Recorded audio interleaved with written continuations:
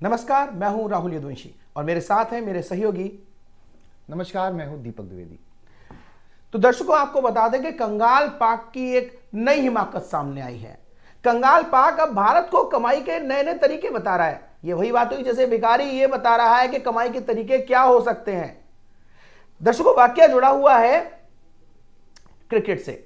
Champions trophy Pakistan में खेलने के लिए भारत की ओर से ना किया जा चुका है। ऐसे में बौखलाए पाक के क्रिकेटर लगातार लतीफे सुना रहे हैं। अब एक नया लतीफा सुनिए आप।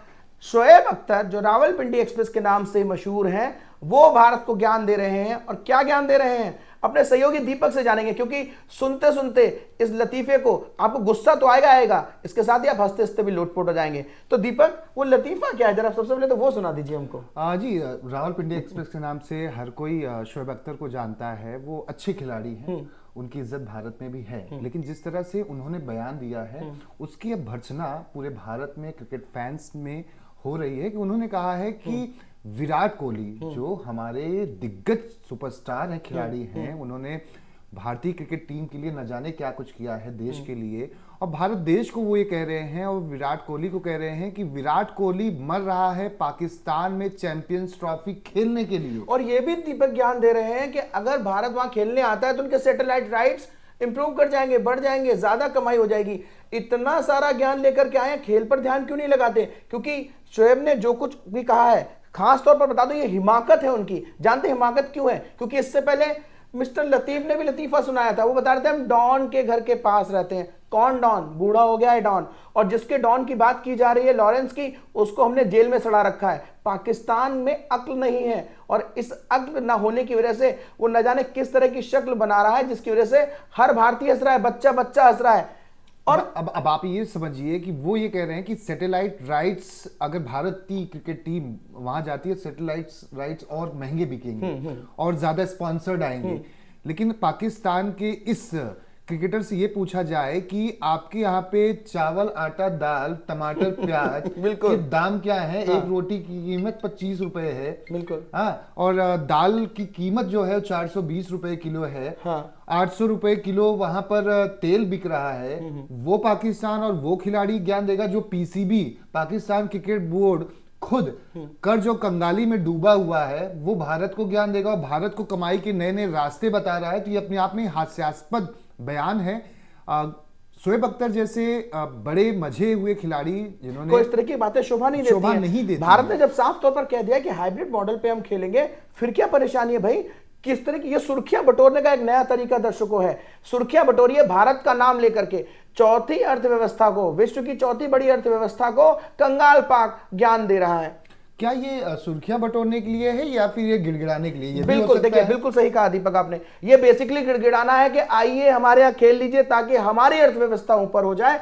और बेसिकली ये इसके साथ साथ हिमाकत भी है। हिमाकत जानते हैं, भारत सरकार की तरफ से और खासतौर पर बीसीसीआई की तरफ से साफ कहा जा सका है कि जो भारत सरकार फैसला लेगी हम उसी के साथ चलने वाले हैं। यानी कि हाइब्रिड मॉडल मतलब कि भारतीय क्रिकेट टीम को भारत सरकार पाकिस्तान इस वजह से नहीं भेजना चाहती है कि वहां पर आए दिन बम धमाके होते रहते हैं, आतंकी हमले होते रहते हैं। इसलिए हमारे क्रिकेट के खिलाड़ियों की सुरक्षा के मद्देनजर भारत सरकार अभी तक कोई कदम नहीं उठाई है, लेकिन जल्द ही भारत सरकार इस पर फैसला लेगी। लेकिन बीसीसीआई ने अपना रुख पूरी तरह से साफ कर दिया है। शोएब शायद भूल गए कि इनके सपनों में सचिन तेंदुलकर भी आया करते थे।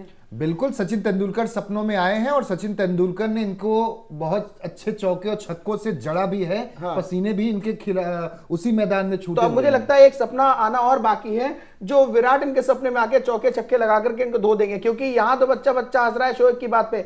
अच्छे क्रिकेटर की निशानी ये होती है कि वो अच्छा क्रिकेट खेले और क्रिकेट के बारे में बातें करे। भारत को नसीहत देने की जरूरत नहीं है। बिल्कुल, भारत को नसीहत नहीं दी जानी चाहिए इस तरह से। अगर ये मजा हुआ खिलाड़ी इस तरह की बातें करता है और वो बातें कर रहा है जो भारत से खुद, जब पाकिस्तान क्रिकेट के खिलाड़ियों को बैन नहीं किया गया था, जब यहाँ पर उनके सिंगर्स, उनके सितारे और उनके शोएब अख्तर खुद टीवी चैनलों पर आकर बैठते थे, करोड़ों रुपए की कमाई करते थे, तो उनका घर तो हमारे भारत के मीडिया चैनल से और भारत में आकर काम करने से चलता था। और वो भारत को ज्ञान दे रहे हैं कि भारत के और कमाई हो जाएगी। ऐसे ज्ञानियों को हम ये भी बता दें कि यहाँ पर हैदर भी जब आती है ना तो उसको भी सम्मान के साथ रखा जाता है। न जाने कितने ऐसे पाकिस्तानी हैं जो भारत के प्रति अपना प्यार दिखाकर के भारत की नागरिकता, अदनान सामी समेत तमाम ऐसे नाम है। अदनान शमी ने क्यों छोड़ दिया पाकिस्तान वहां पर? क्योंकि वो सुरक्षित नहीं थे और ये हमें सुरक्षा पे ज्ञान दे रहे हैं। और अदनान शमी यहाँ पर आकर एक भारतीय के तौर पर यहाँ पर काम कर रहे हैं।